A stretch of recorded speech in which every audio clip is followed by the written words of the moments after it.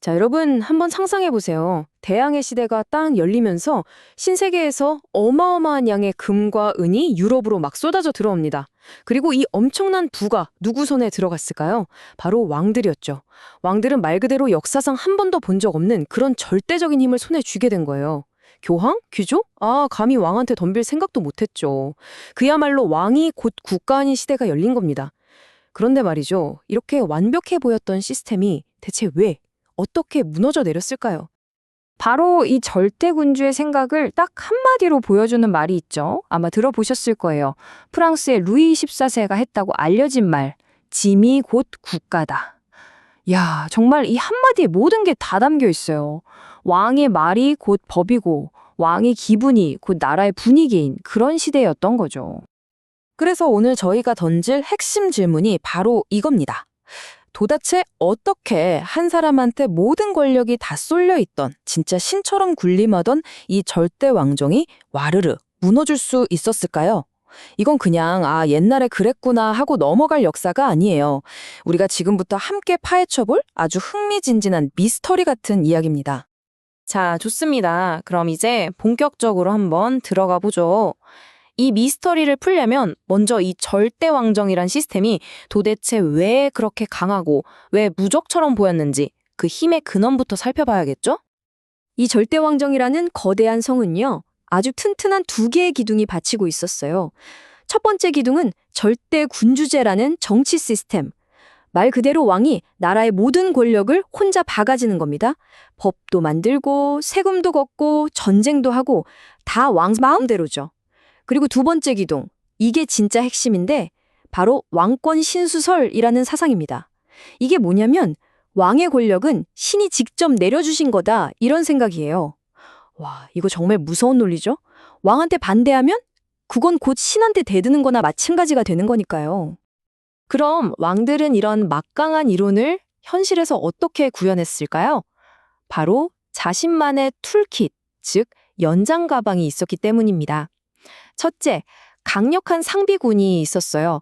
돈으로 무장한 언제든 동원할 수 있는 프로군대죠. 둘째, 나라 구석구석까지 왕의 명령을 전달하는 복잡하고 효율적인 관료제를 만들었습니다. 그리고 셋째, 중상주의라고 해서 국가가 직접 나서서 무역을 통제하고 돈을 긁어모았죠. 힘과 조직과 돈, 이 세 가지를 다 쥔 겁니다. 하지만 이 눈부시게 화려한 금빛 갑옷 아래에서 첫 번째 균열이 생기기 시작합니다. 모든 문제의 시작이죠. 바로 돈 문제였습니다. 왕들은요, 자기 힘을 보여주려고 정말 끝도 없이 돈을 썼어요. 옆나라 왕이 이만한 궁전을 지었어? 우리는 더 크게 짓는다. 이런 식이었죠. 그리고 끊임없는 전쟁. 그 정점이 바로 루이 14세의 베르사유 궁전입니다. 이건 왕의 권위를 보여주는 최고의 상징이었지만 동시에 나라의 돈을 빨아들이는 거대한 블랙홀이기도 했습니다. 자, 이 차트가 그 현실을 아주 적나라하게 보여줍니다. 보세요. 높은 쪽 막대가 왕실이 쓰는 돈, 즉 지출이고요. 낮은 쪽 막대가 나라가 벌어들이는 돈, 수입입니다. 어떻습니까? 쓰는 돈이 버는 돈을 어마어마하게 넘어서고 있죠.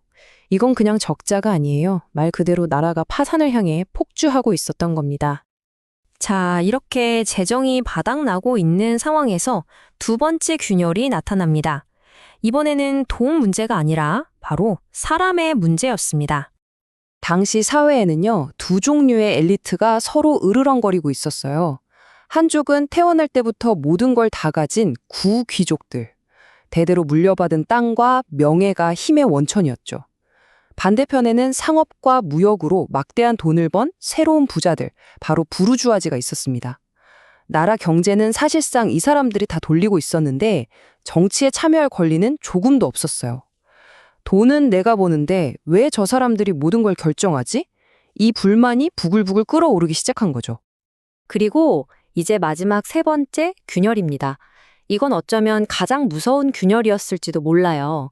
왜냐하면 이건 돈 지갑이나 거리에서 일어난 게 아니라 바로 사람들 머릿속에서 시작된 변화였거든요. 존 로크, 몽테스큐에 같은 계몽주의 사상가들이 나타나서 아주 단순하면서도 그 시대에는 정말 위험한 질문을 던지기 시작합니다. 잠깐만, 왕의 권력이라는 게 진짜 하늘에서 뚝 떨어진 걸까? 도대체 어디서 오는 거지? 이 질문 하나가 단단했던 기존 질서를 뿌리부터 흔들기 시작한 겁니다. 그리고 그들이 찾아낸 답은 그야말로 폭탄선언이었습니다.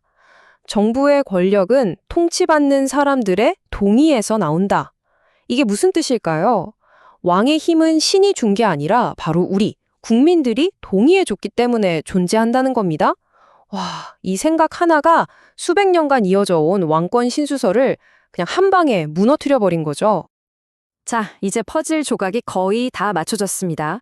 바닥난 국가 재정, 분노로 가득 찬 새로운 계급, 그리고 세상을 바꿀 수 있다는 혁명적인 생각. 이 세 가지가 한 지점에서 만나면 어떻게 될까요? 이제 누구도 막을 수 없는 거대한 폭발이 어떻게 일어났는지 그 과정을 살펴보겠습니다. 이건 마치 혁명을 만드는 레시피 같다고 할 수 있어요. 자, 첫 번째 재료. 국가를 파산시킬 만큼 돈을 낭비합니다.